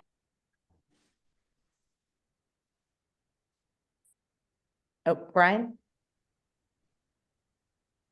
All right, maybe he needs a minute. Kermit, do you want to go? Yes, just Matthew, and talking about your CCSD manager or outfit hat right now. The question I have on this, when we talk about our CCSD, when we talk about parking and city county ordinances that affect flow of traffic and people and so forth like this, we're edging on the area of city planning. If we had a city and if we had a planning staff would handle that kind of stuff, or where we go. So the question I would assume is, this is our coordination right now. Should we have someone on the CCSD committees like the Parks Department, or not Parks, the Pros Commission with us on as we look at some of these things. We want to incorporate some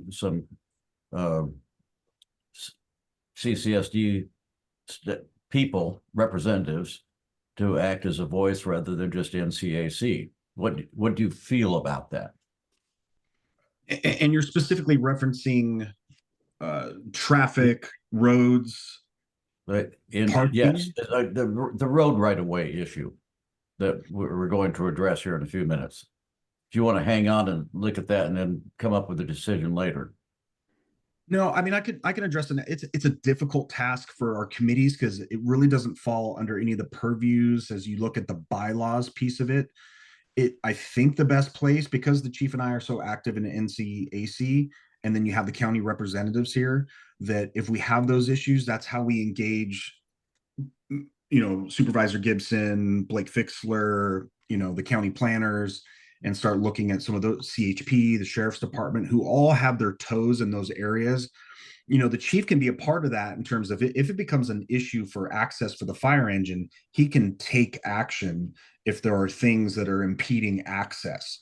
But outside of the access for emergency purposes, we don't have a lot of authority in those areas. So we have to rely on CHP. We have to rely on the sheriff's department.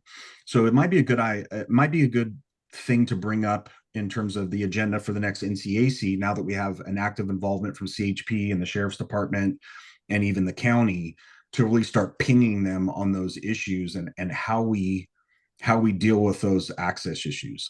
My thought. Yeah, not a bad thought. All right. All right, thank you, Kermit. Brian, do you want to go ahead? Yes, I had a minor question, and it's fire related, and it had to do with our fire safety meeting.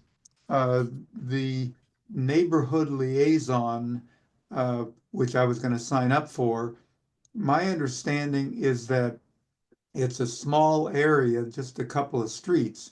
Other people have said, no, it's a broader area, maybe the whole of Marine Terrace. Can you address that? It would seem to me that the most effective way to do it is as a small area where you kind of know all your neighbors. Yeah, so we took some bigger chunks because we really weren't sure how this was all going to play out in terms of those that were going to step up and want to be a part of this. And so we had so many different, Christina, remind me, I think we're in the neighborhood of 30 or 40 individuals that stepped up. And some of those are concentrated in one area and it might be a little light in the other. And so we're going to revisit that and look and see if that needs to be refined and if we need to, break it down into smaller areas. So we really weren't thinking about breaking it down into small areas because we didn't know what kind of turnout we were getting, what kind of response we were getting. So we were overwhelmed with the response in terms of turnout, and then the response of the community stepping up and saying, hey, I want to be a liaison. And sometimes you get 7 liaisons that step up for a larger area, and now we got to go back and revisit it and think, okay, how are we going to break this up in that geographical area? And I'm working with Christina specifically along with the chief because the three of us came together with this idea, and it's getting refined every single day. So there's some nuance to it, and we're kind of growing with the movement of the overall project. Yeah. And jump in, Christina. Jump in. So, and without Berkey here, I don't want to overstep, but the thought is that with the amount of liaisons that have come in, a great first task of those liaisons might be, if we do break it down into smaller groups, to identify people in missing areas. All the meetings were well attended, but some better than others. And so just kind of filling in those holes and then having that meeting with all the liaisons to kind of move forward. But yeah, applications were still coming in for that. And so I think just identifying gaps so that one person doesn't have like 10 blocks and one person has like 4 houses to create some consistency. But yeah, Chief Berkey's reaching out to everybody and he'll be here next month, and you guys are obviously welcome to visit either of those two gentlemen at the Vets Hall for their meetings or attend any of the CCSD meetings. And while I'm just chattering, and I'm going to pass it over to you, Kermit, I just want to thank Chris Fox, because you're amazing and nobody goes anywhere in this town to any of these events if you don't promote them. So just thank you, Chris, for not only promoting all of this stuff on your paper, but also hitting the streets with me and going to all those businesses and embarrassing ourselves to get people to these meetings. So thank you for being you and for being here. Kermit, go ahead. Yeah, I want to add to that, because you two were out in front of the Vets Hall on a farmer's market night, handing out flyers, and I think getting shut down a few times by people that were not locals. So you were out there passing out flyers to folks that were not locals, and I watched you, and it was a little bit of a shutdown, and then you nailed a couple. So yeah, thank you, Chris, and thank you, Christina. That was a huge help. All right, I don't know, Kermit, was your hand up to do or to share, or it was just left up? I was taking it down from last time. All right, awesome. Matthew, do you have anything else you want to share with us? Or does anybody else have fire-related questions that can be answered by a non-professional and a general manager? No. Non-professional, I'm just going to challenge that right here. I'll just put that down. Okay, moving on. Matthew, did you have anything else to share? We're going to jump to David Pearson. Yeah, I'll just give a couple updates from CCSD stuff. It may not be all that entertaining, but we have a records retention project that's been going on. If anybody had visited the Vets Hall over the last month, the district had been storing documents from the 1970s. We had 1,300 boxes being stored in San Luis Obispo by Vital Records Control, what we call VRC, and we were paying about $800 a month. And through our records retention program, going along with government code in terms of how long we have to retain documents, we had all 1,300 boxes delivered to the Vets Hall, and Mrs. Dodson and myself have spent the last 3 weeks going through all of those boxes and essentially shredding those documents we don't need to keep anymore. And we are almost finished, way ahead of schedule. But that will save the district about, $700-800 a month, which we've been paying for decades. And then we're going to store those on site. We'll digitize some of that. We also, we talked about the preparedness meetings. We've talked about the ordinance. We'll have upcoming fire preparedness or emergency preparedness meetings. There's an update in my GM letter about the evacuation zones and Genesis Protect, which is no longer in service. So if you have any questions about that, go back to the GM letters or my GM report, which is in last month's meeting, that will give you a link to where you can find your correct zone, because those have changed a little bit with the county as we've updated those, as they've been updated since the exodus of Genesis Protect. And as Director Thomas noted, we're having our special meeting on the 24th that will define the fundraising target for the skate park. We are in the funding period for the $600,000 grant. We've pretty much tightened up everything as far as the grant goes. We just spoke with the granting agency. We expect to be funded within the next couple weeks, which will be great.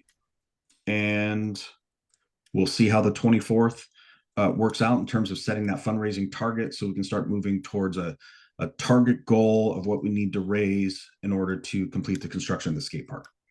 And with that, I'm open up to any questions. Okay, thank you, Matthew. I don't see any hands up.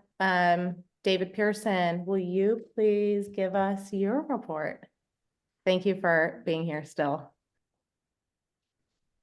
Yeah, thank you. Actually, hang on. Can I ask just one question to Matt? Yes, Cecilia, go ahead. So sorry, I was trying to find my button here. So Matt, I had heard, and I did not hear this from Julie, but I heard from somebody in the community that a number had actually been floated, and it was pretty high. Where's that rumor coming from? That's a great Or- question. No, Do you know? Because I heard, we Hmm. knew about the PG&E thing, but I had heard a new maybe $400,000 gap. That was actually the number that a community member shared with me the other day, and I was like, wow, I didn't hear it from Julie, but like, have you heard this? No, I'm happy to address. So Okay. that number probably stems from our last meeting when we look at the ranges of possibilities of the funding gap on the project. So a lot of the numbers that we had initially for this project, and again, the skate park project started before I was hired, with previous numbers generated by engineering estimates from previous management staff that basically estimated what they thought the project would cost. And that's back in the 2022 range. And now we're in 2025. And as everybody knows, things have gotten drastically more expensive. So as we headed into the grant cycle and we started looking at updating engineering estimates, and we started looking at the money that we've spent already. So what a lot of the community doesn't understand is when we look at engineering estimates and mock construction bids, they're just starting, the numbers they give us are starting from the time they put the shovel in the ground. We have spent over $100,000 in pre-construction costs. So when you look at what was initially budgeted or estimated for this project, and you look in 2025, we've spent $100,000 plus, which is chipped away at the money that the CCSD is dedicated to this project, what the Cambria Community Council has towards this project. And so the overall number of the amount of money we have to move towards construction is just over $1 million. If we take engineering estimates that we got back in 2022, 2023, those engineering estimates are from shovel in the ground, which talks about the low engineering estimate is 1.2. Well, if we only have $1 million right now in hand, we're already 200,000. And these are all estimates because we really don't know what it's going to cost until we get into the RFP process. But shovel in the ground now, the lowest bid puts us at 1.85 to complete the project. And let's say we only have about $1,050,000 in hand. We're already in a deficit. So then when we start doing updating engineering estimates, we start looking at inflation, we have this wide range of possibilities on what the project could cost. Add to that, there are some complications when we look at the way the MOUs are written in terms of what does the district feel comfortable with deposited in hand in the district in order to move to RFP. Our MOUs state that all funds have to be deposited with the district in order to go to RFP. Right Really now, quickly, sorry to interrupt you, Matthew, but just so everybody doesn't like tire off, can you explain what an MO, or not even explain, just what's an MOU, what's an RFP? Because if I don't Sure. know that, I'm bored. I'll try to unbore you. And Matt, while you're at it, is it an RFP or a bid, or to go to bid? Say that one more time, Jeff. Is it an RFP or is it to go to bid? Well, a request for proposal is basically the bid portion, right? We do a request for proposal, and then we get those requests for proposals in, and that would be the amount they would be willing to do the job for. So MOU is memorandum of understanding between the CCSD and the Cambria Community Council in terms of what the CCSD is responsible for financially and what the Cambria Community Council in combination with the Skate Cambria. So those agreements have been established. In those agreements, it states that the CCSD will contribute $178,000, which we have, and that whatever funds remain to complete the project are the responsibility of the Community Council and Skate Cambria. In terms of the RFP, in the MOU, it states we won't go out to RFP until we have all the funds deposited with the district. Based on our estimates, engineering estimates, and the money we have on hand, we can't go to RFP yet because we're short monies. And in some of those estimates, which are old, the board from discussions, and they will evaluate on the 24th, may not be comfortable with the amount of contingency monies that are in these estimates and engineering estimates that would protect the district's general fund. Because once we enter into a contract with a general contractor and we break ground, if we don't have the money in hand, the general fund would be liable for closing those gaps. In addition, the general fund has already encumbered, I'll round up, $769,000 is tied up right now as a part of the granting requirement. So what's going to happen is the board's going to discuss it on the 24th to determine a number that they're comfortable with that includes some form of contingency in case there's any overruns in the project in order to break ground. But right now, financially, the numbers aren't there in order to break ground. I know it's confusing. There's a lot of moving pieces to this and it's nuanced, but I'm happy. I'm not confused. But and Michael, feel free to go. And Okay. once I just want to make sure. So to answer Cecilia's question though, like, is this, because you mentioned a number, Cecilia, something like 400? Yeah, I believe that their estimate is that Escape Cambria may need to raise another $400,000 before the council would be prepared to send out the thing, because they want everything buttoned down. And that's, again, just a rumor that I had heard, but sounds like there is a number. So Matt, that it might be big. Yeah, I can answer that. There's a range. If you look at 0% contingency up to 20% contingency, this is all in the staff reports from last month. So if there's any questions there, that number of $400,000 would be based on an average of all of these engineering estimates, mock bids on a 20% contingency. If you back from 20% to 15 to 10, those numbers and that gap could change. And that is 100%. Yeah, but Matt, I don't want to belabor this, but the quality of the contingency is entirely based on your escalation assumptions. So and I do believe, I'm sure even back in 22, they had escalation assumptions at that time. Post-COVID, supply chain issues were causing this incredible inflationary escalation. I'm sure if you had bids at that time, they had escalation. So if you've built in 15% or whatever they were using, you might feel more comfortable backing off of your contingency. 20% may be high or low. I haven't looked at your contingency, but I guess those are all the things that the CCSD board will have to look at.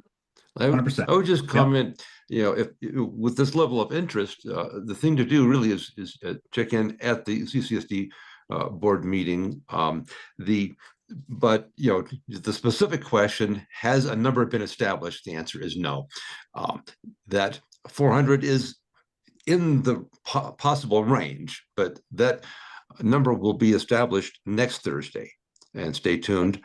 And so with this level of interest, do read the agenda packets from the last meeting and the one coming up next Thursday. Right. And Matthew, one comment you had said 5 minutes ago, as describing the various estimates, that I think the quote was the lowest bid would be 1.85 million. And I don't think that's what you meant. 1.185. There we go. Sorry. Yeah, good. Thank you for that, Michael. Yeah. Thank you, Michael. And thank you, Cecilia. Oh, did you have something else, Michael? Oh, no. Okay. And then Jeff Bloom and Yeah, mine's real easy. Matt, do you have an updated engineer's estimate? Or are you trying to work off the one from 2022? No, we got an updated engineering estimate from both civil design studios, updated theirs in I want to say November, December of 2024. And then we had a second engineering estimate done by Canon, which is an engineering firm, and theirs was right around that same time frame. That one came in really high, which had some outlying numbers in terms of landscaping, which at this next board meeting, we're going to have adjusted a little bit. But even those are going to be approaching 6 months old. Okay. And then do you have a standard contingency you apply to all your projects, or are you doing them project by project? typically the engineering estimate has the contingency built in. So I wouldn't say industry standard, but dealing with the attorney, mostly it's about a 20% contingency.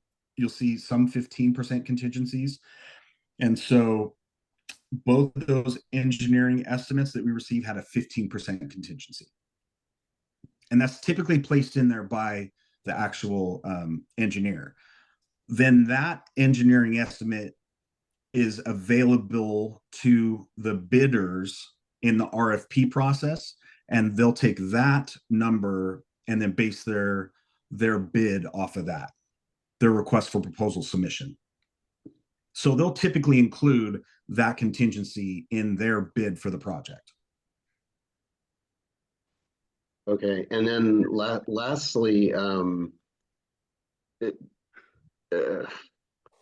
so I guess it what's confusing, if you understand public bidding, is the notion of an RFP, because that's an entirely different thing. You're saying that your request for bids is really what you're talking about. Request for proposals. I'm using the term bid because we've got some mock bids that have been wrapped into this in the ad hoc process, because we were trying to target this number.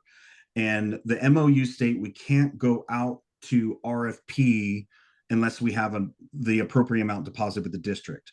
The problem is that has been a moving number, especially because this project has been so stretched out in terms of the fundraising process. The grant process has taken forever. So I guess the best thing to say is we can't go to RFP to get those requests for proposals in until we have the money deposited. And the only way that we can go to RFP is if we have the money in hand and we think, based off the engineering estimates, that we have the appropriate amount. Part of the stressor for staff in the district is that a lot of our RFPs, when you look at the engineering estimates before you go to RFP, are being overbid by 80%. So for instance, the East Ranch restroom, the engineering estimate, I think, was $90,000. And the RFP that we selected to move forward was $190,000. And not for the total restroom, but for the site prep and just the installation. site prep. Correct. Thank you. Not the purchase of the building, but the installation piece. If anybody's not opposed, do you want to attend this meeting that the CCSD is having? Like, I love this and I'm all for these conversations. It's but okay. Like, we already lost David Pearson. I'll Yeah. read his report out loud for the Fire Safe Focus Group. But I just would encourage everyone, the CCSD is actively having these meetings. If you guys want to attend and keep these conversations going, I would encourage that. Tina, your hand's up. Do you want to go ahead?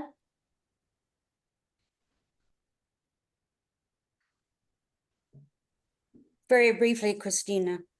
I do attend all of the meetings that the CCSD has. I read every single word, the MOUs, everything. What I don't understand is I've gone through so many skate parks that have been built in this county. And Nipomo is a very big one. And the money, the RFPs went out before they had the 3.2 million. The RFPs, that's how you're going to find out. And the mock bids are not, there shouldn't be a mock bid. It should be called an RFQ. It's a request for a quote. That's the first item. After you get that, which is what the general manager is referring to, I think, as a mock bid, but it should be an RFQ to get a quote. Then you get those ideas of what it could be. And those have all come in within the last, I think, from October, November, December of last year. So, you know, yes, he's right. Inflation, cost of materials, whatever, could go up. But there is quite a bit of money there, a lot of money that is there now. And I don't see any reason for the RFPs to be begun. And the fundraising has already started. I think they've already gotten another since the March 13th meeting. I believe it's about $50,000 more. They have some a big event coming up on the 27th of this month at Stolo Vineyards for a big fundraising item there, and there will be a lot more. But I think for anybody to think that that the community would have to come up with another $400,000 is, you can't just make numbers up. You have to have RFPs to find out what the actual bids will be. And those are my comments. Thank you. Thank you, Tina. Okay, so Harry, or do you want to go ahead? Or It's just going to take a moment. I just want to suggest to Cecilia that she might want to watch last week's board meeting. She can just go to the district website and pull up the meeting. And then there's a way of just going directly to that particular board item, which I believe is 6B. Okay. And you might be able to get a little bit more of a feel as to how things were at that meeting. And therefore, just, you understand what I'm saying. Thank you, Okay, Director thanks, Farmer. Harry. And if you read my reports, that's stated in the first paragraph of every report that's included in this package. thank you, Harry. Christina, can I say one thing? Oh, Yes. Sure, yes, and but Harry, thank you, Michael, thank you. I do just, before you go, Matthew, and we'll keep this moving, I want everybody, whoever is here right now, whoever watches this, to be careful with the shoulds, and thinking that we know how government business is run. I feel like if you want to be specific about government business and CCSD matters, please attend those meetings. This is a general overview. We're here to ask questions, but this is not a CCSD meeting. And the more that we make the CCSD meeting, the longer they're going to go, the less members we're going to have, the less clout we're going to have at a county level, actually getting the things that we need to get done. So that's my encouragement. Matthew, go ahead and let's get the show on the road. And but by no means do I discourage questions. And Cecilia, I love you for being here, and I'm thankful for you doing this. So there's a. I didn't ask a follow-up. I didn't ask a follow-up. But I appreciate you. So thank you. And Matthew, round this out. We'll get to David's report. Well, I'm not sure if I should take offense that you actually said people would stop showing up to your meeting if it starts to be a CCSD meeting. I think that was a shot. I think there's a reason why your meetings aren't in the evening. I just wanted to follow up and say that the reason we can't go to RFP is it's outlaid in the MOU, that we have to have a certain amount deposited with the district that the board of directors is comfortable with. So our hands are kind of tied about when we can go to RFP. So the reason we're not going out to RFP is we don't have all the monies deposited with the district. So once that happens, we go to RFP. So I will let you go on with your meeting and stop discussing CCSD business. And Christina, I would remind you that the Fire Safe Focus Group is not a CCSD entity. I'd encourage you to not ask the general manager to report on David Pearson's report. No, It's I'm reporting it. I'm reporting. He reported on Berkey's report. I'm going to do. He got bored and left. So for all of you guys, Right. Berkey reports to the general manager McElhaney, and the Fire Safe Focus Group does not. Nope, but they report here at the NCAC. You're trusted. That's in Cambria on a Wednesday night. All right, we're going to get this over with. I'm going to say the Fire Safe Focus Group held a special meeting on April 8th to host the Cal Poly students enrolled in a class to develop a new community wildfire prevention plan for our community. The class is led by Professor Chris Dicus, if I'm not pronouncing it wrong, who in 2005 taught a class that helped write our existing plan. The students will be visiting Cambria over the next weeks to develop plans and will present their work on June 3rd. Their work will be used to complete a revision of our. you still watching it? Is this Tina? Oh, it's just starting over here. I'm just about to I'm going to watch mute it her. now. Well, McElhaney just can't. Oh, I muted. All right, Matthew. Sorry about that. Perfect timing.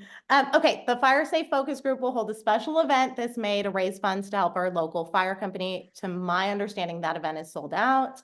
The Cambria Fire Department has a long list of needs that have not been funded due to budget constraints.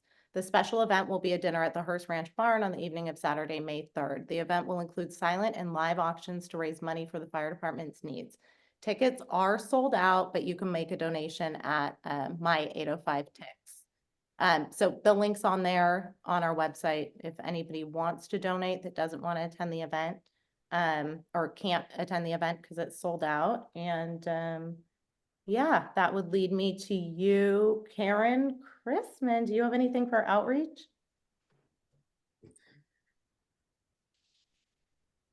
The only thing I have, and I'm going to forget the note I was just writing, is to tell you that something like 900 people read my post on Nextdoor. So that's the end for me. Brian might know, or maybe Christina knows how many views we've had on the meeting recording for last month, which is interesting. Ooh, I don't know. So we had a little mix up last month, and now we're going to be uploading all the recordings to the NCAC's official YouTube. So that's where you'll find those, and then we'll be able to track that better, Karen. So thank you. Thanks. That's it for me. Thank you. Anybody else? I don't want to prolong your meeting, but you No, did go skip for over it. the healthcare district. No, did we? Hold on, outreach. You did. Sir. Oh, Cecilia. I think we're right after fire safety. Did. No, I have did. a funny update in light of tonight's meeting. Give it So to us. we went out to RFP or Q or whatever it is for contractors, and I'm a little worried we don't have all the money. So yeah, things are dramatically changing in construction right now, and it's just really tough. But we did go out to RFP, and we'll see what happens with the money situation. But hopefully, we'll go. We get our bids unsealed this week, and we're supposed to make a selection by the end of the month if we have the money. Boy, well, definitely. Well, sorry for skipping over you, and please keep us That's okay. posted. You know, we want to support you guys in whatever way. Everybody has. I think it'll work out. It's tough times these days. All right, thank you, Cecilia. Kermit, wow. Okay, Kermit, Ted, and then Jeff Bloom. Go ahead, Kermit. Would you? Okay, the transportation report. You forgot me. Jeez. Oh dear. So what? Yeah, I know. All Would right, you flip I'll up share screen. Yeah. the Keep share going. screen? And what I want to, what I have here, what we have coming up is essentially just talking points of what we sort of see out there and would like to talk to the county about, to sort of get in the aspect of here's what we kind of want, but what you are doing is allowing the community to void out and I'll start claiming everything on the right of way. We're losing our right of way and we're losing our parking. And let's see, how do you go to the upper part, if you would? And a good example of, okay, upper left hand, like I said, I gave this guy the star for violating the most right of way by hauling in dirt and raising a portion of it, putting a fence on it, and all that's county land, and sort of they didn't even notice. What we need is, on the picture on the right, is the area with the parking lot at the end, I believe, and people allow generously parking off road, plenty of room for everybody. The picture in the middle down here, scroll down just to here on this Windsor thing. Christine, can you drive this thing? There we go. Right there, that's one car width in the, you missed it. Right there. The one car width can fit between, and so everyone, because the landscaping goes to the side of the street, and this is aided by the ditches, so some things are just going to have to be not work out. This is quite common in Cambria, but with the areas where we have the choices, if we can get vehicles at least 4 to 5 feet off the road so the 2 cars could pass, or 1 car and pedestrians could adequately pass. And just on the lower, kind of on the lower left there, yeah, finish off those last 2. When we have those paved roads, if car was just a little ways off, there's plenty of room for what cars and pedestrians. And one of the things we have open areas where we do have plenty of parking, and we need to sort of catch this because we're finding so many houses are filling with people, multiple cars, rentals, and pretty soon there is no place to park. And one of the solutions could be on the picture on the lower left. Every house has a space where about, it's just open. You don't need to, go all the way, just keep it open for public use and so forth. This is what we just want to talk to the county with. Now, the county guys, I've talked to 2 of them. They're tossing this thing between them, like leaving it on their desk, running away, giggling. You've got to go to the meeting. I'm not going to the meeting. We're not going to have a meeting. So this is what I will share with Bruce Gibson and Blake, that we just need to kind of get together, and we want to discourage them giving away the right of way on corners like this one here with the green thing. It is necessary to have a visual space, so you go around the corner, you can see, and you can make an adequate turn. You can't, we don't want to have parking go all the way to the corner, but there's kind of a county regulation on it, but that's the kind of issues we want to talk about. We feel they are just sort of giving things away and allowing encroaching, and as opposed, the last discussion last time where they had the wall out in there, and yes, he was on a corner. I would say he made it, but the rest of the places where that's not true, they should not be given away right away because it's valuable for the future. Okay, that's it. Now I will continue to push this issue and cause great fear and trepidation in the county. And I would guess probably another 6 months, we might get a meeting going with them, but I wouldn't go overboard. So there we go. Thank you. That's it. Thank you, Kermit. We'll keep hope, and I think we're all with you in that. And but thank you for putting that report together, and thank you for trying to get the county to be here tonight on that. So we'll keep going, and hopefully there'll be something better, an update for next month. So thank you. And Ted Key, your hand's up. Just wanted to say, we got our approval for $1,700, which will leave us in the next year for $1,168. I think it is $1,168.44. So that's all I had to say. All right, thank you, Ted. And Karen, correct me if I'm wrong, but we'll start the next meeting with that as the treasurer's report. Yeah. Okay, perfect. And Brian, okay, thanks. Brian, you have something, your hand's up? I have a question for Kermit. I've lived here a long time, 30 some years, and the problem has gotten worse over time. The problem you showed in your very effective pictures, by the way. And my question really is, who are you going to go to do something about this?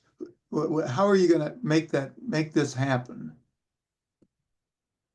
Well, the county actually has 2 divisions that cover this, and those are the ones keep pushing it over to the wall to the other guy and saying it's yours, and they push it back, no, it's yours. One of them's the right of way and the other one's road development.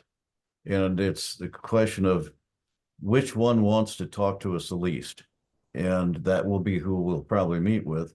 The Blake and the supervisor will have to select, probably both, because that's the problem. We don't, as long as they're arguing whose responsibility it is, it's quite clear that no one's going to regulate anything, or not, regulate, but agree to some kind of a compromise or a principle of operation.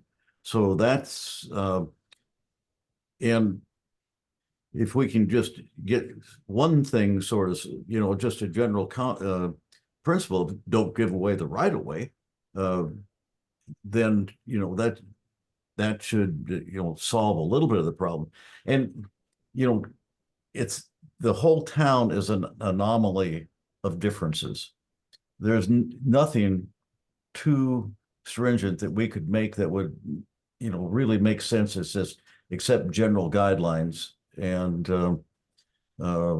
however we delve it out, maybe one space per every 25-foot lot, or or at least one space every so many lots, or just leave 4 or 5 feet off the road for vehicles to park and pedestrians to walk if we have to.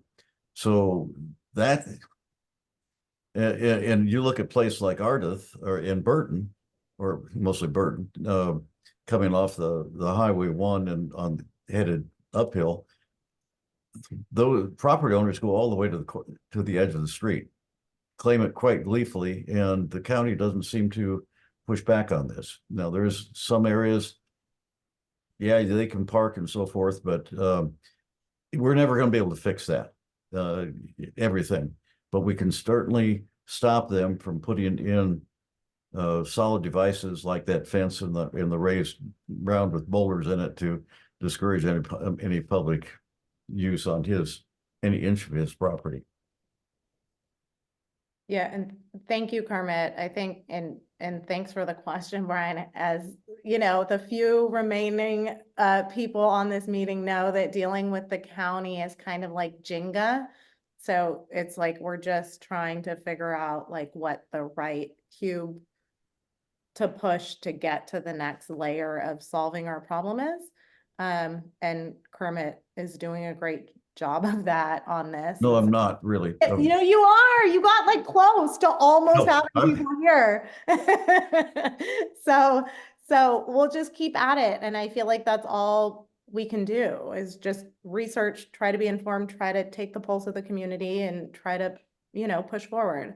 So well, if we ever do get a meeting, it wouldn't hurt to have volunteers that are interested in this. And I'm looking around the corner here and I just look at Jeff Bloom and Christine Fox as those who really are interested in this kind of stuff and would like to participate. So I'm going to probably call you too, as to sit in a box with me with a couple people. So yeah, anyway, no, if it happens, don't lose sleep on it. Yes, and Chris Fox is up in Pine Knolls and she has a lot of concerns about evacuation with the roadway and things encroaching on it. So I don't doubt that she will be there as she always is. So. Call me too, Kermit. Okay. Because one of your pictures showing the fence right across the street from that is an even more egregious fence line with the use of county property, which they just finished in the last month or so. So there are a lot of places in town, and especially in Marine Terrace, where it's just out of control. Yeah, I've got a corner up here in Park Hill. I'm just waiting for somebody to get side blasted up there. Yeah. That's what you're waiting on. Well, it's gonna happen. It's gonna happen. You can't see around that corner. Your TV broke? What? You can't see around that corner. All right. Well, he knows, to call you as well. And am I missing anybody? Clearly, it's an off night for me. So, Cecilia, thank you for forgiving me. permit you too. Actually, Thank- I thought you've run a great meeting, Christine. I just love the way that you do a nice job letting everybody talk and yet keeping us on task. I think you do it beautifully. You're Thank doing you. great. Thank you, guys, and thank you for being here. Anybody need anything before we're done, or shout out, or we're gonna go? Yeah, Just great shout job. outs. All right. Good night, guys. Good night. Thank you. Good night, Good night. everyone.